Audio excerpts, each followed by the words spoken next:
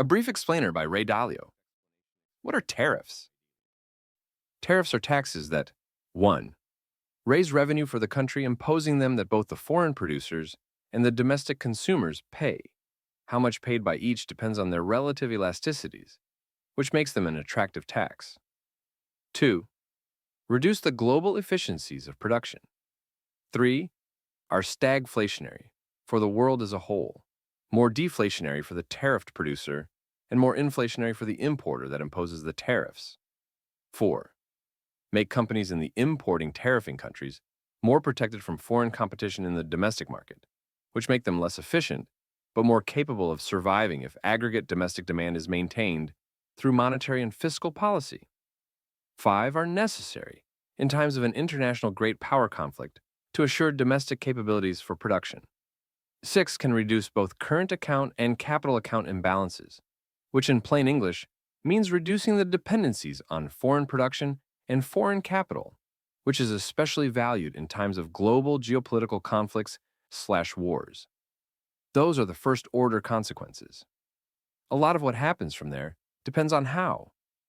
Tariffs are responded to by the tariffed country's currency rates are changed. Monetary policies and interest rates are changed by the central banks. And fiscal policies are changed by the central governments in response to these pressures. Those are the second-order consequences.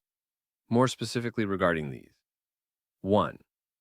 If tariffs are responded to with reciprocal tariffs, the effects will be more broad-based stagflation. 2.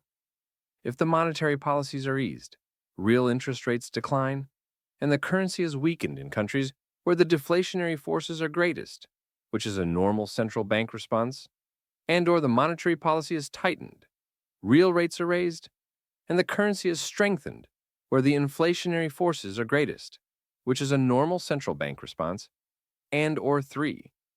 The fiscal policy is eased where there is disinflationary weakness, and/or fiscal policy is tightened where there is inflationary strength, with such changes neutralizing some of the deflationary or inflationary effects.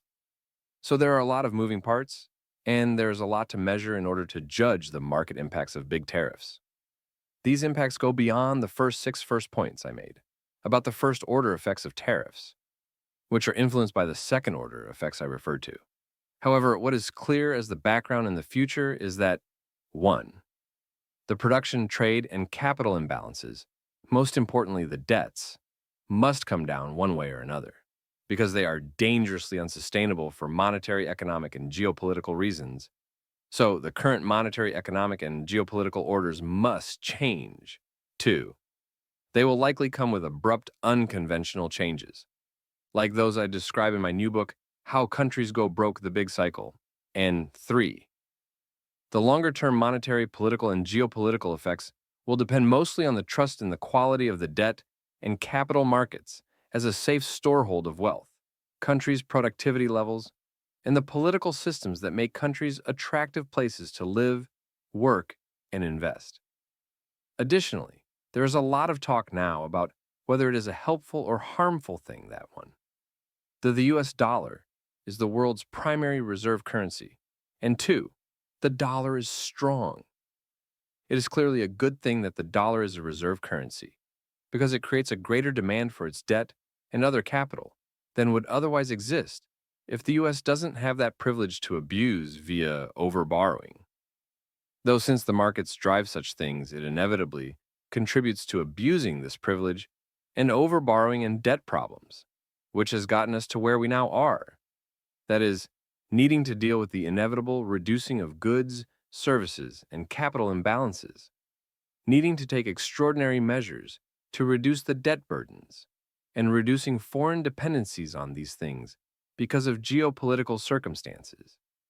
More specifically, it has been said that China's RMB should be appreciated, which probably could be agreed to between the Americans and Chinese as part of some trade and capital deal, ideally made when Trump and Xi meet.